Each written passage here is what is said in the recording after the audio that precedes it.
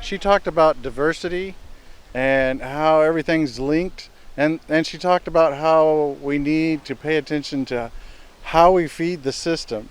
And then she showed us all the living things that are on our body. Well, at the Illinois Stewardship Alliance, we focus a lot about farming and foods. And to tie that all together, I tend to think of this as those issues that we have in our bodies are really linked to the organisms that live on us. And that's not very much different than the soil. It's the same situation. So if we want to feed the soil, we have to think about the health of our bodies. Do we feed chemicals and do we feed artificial foods to ourselves and expect good health?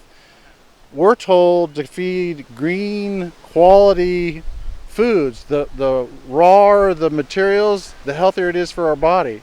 It's the exact same thing for the soil.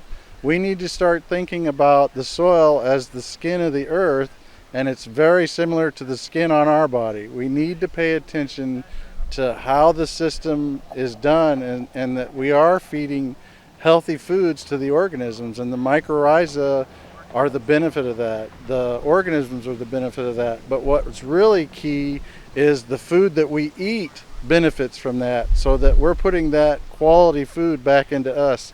It's a cycle, and we need to keep that cycle more of a natural cycle, and that's what she talked about today, is keeping that a natural cycle. The message we gave 10 years ago was great, but we've grown since that message, and today we've grown since the first soil health training. So every time we talk about it, we grow a little bit, and so the message gets better and the system gets better. So even though today was great, the next one we go to is going to be greater, because it's just one of those. And farming, it's the same thing with farming. The more farmers understand, the better they can get at the system.